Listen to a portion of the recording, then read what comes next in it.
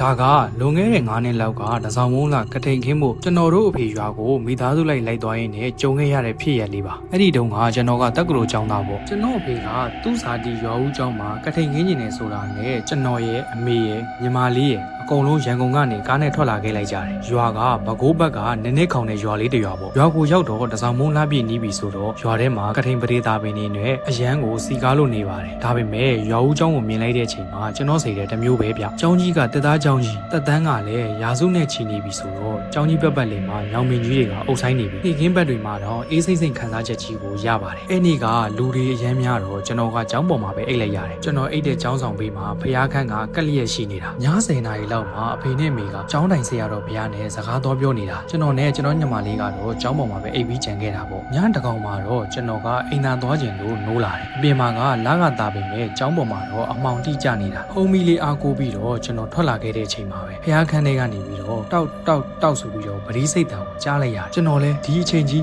ဘသူကဖျားရှိခိုးကြီးပရိစိတ်နေတာလဲဆိုပြီးတွေးနေတာကျွန်တော်လဲကြောက်နဲ့ပဲဖြည်းဖြည်းချင်းစီချောင်းကြည့်လိုက်တော့ဖျားခန်းရှိမှတင်ငန်းရောင်ဝါနဲ့ဘုံကြီးတစ်ပါးကကြိုးပြီးထိုင်နေတာအဲ့ဒီဘုံကြီးကပိန်ပါးနဲ့ဖျားစာလိုမန်းနန်းလိုပါဇက်ကတူနဲ့ရွတ်နေတာကျွန်တော်လဲဆရာတော်တပါးကညံတန်ထီတရားအားထုတ်နေတာဖြစ်မှာပါဆိုပြီးတော့ခြေဖွက်ဖွာလေးလျှောက်ပြီးအောက်ထပ်ကိုဆင်းလာခဲ့လိုက်တယ်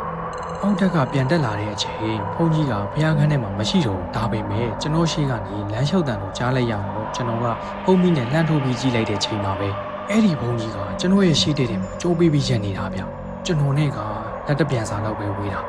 အရှင်ဘုရားမအိပ်သေးဘူးလားလို့ကျွန်တော်ကလှမ်းမေးလိုက်တော့ဘုန်းကြီးကတဖြည်းဖြည်းချင်းစီကျွန်တော်ဘက်ကိုလှည့်လာတယ်မျက်နှာမှာမျက်လုံးလည်းမပါသလိုနှာခေါင်းလည်းမပါနေဘူး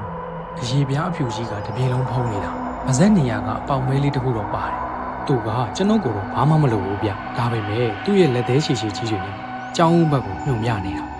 ပါဇက်ကနေလေကထိန်ဆိုပြီးတော့ပြောနေတာကြားရတယ်ကျွန်တော်လည်းကြောက်လန့်နေကြတဲ့အခန်းထဲကိုပြေးဝင်ပြီးတကားကိုပိတ်လိုက်မိတယ်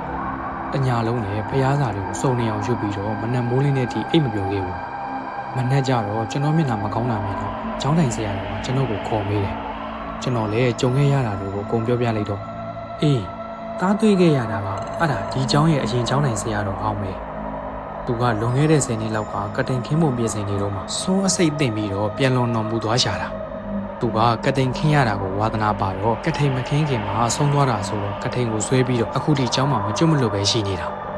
ဒါဆိုသူက6တာလားဖေ။ကျွန်တော်ကကြောက်နဲ့ပြန်မေးမိလိုက်တယ်သူက6တာမဟုတ်ပါဘူးခွဲသူကအလုံးမပါခြင်းလို့ပိုထင်ပြတာပါဒါပေမဲ့လူတွေကတော့ကြောက်ကြတာပေါ့အဲ့ဒီနေ့ကထိန်ပွဲမှာကျွန်တော်တို့မိသားစုကအဲ့ဒီဆရာတော်ကြီးအတွက်ရည်စူးပြီးတော့သင်္ကန်းတစ်စုံကိုတီးတန့်လူပေးခဲ့လိုက်တယ်။ရွာကအပြန်ကျွန်တော်အိတ်ထဲကိုကြည့်လိုက်တော့သင်္ကန်းစာလေးတစ်စားပါလာတာကိုတွေ့လိုက်ရတယ်။ဒါဟာဆရာတော်ကြီးကကျွန်တော်တို့ကိုကျေးဇူးတင်ကြောင်းပြလိုက်တဲ့အမှတ်သားလားဆိုတာကတော့အခုထိဘယ်ဒီပါပဲ။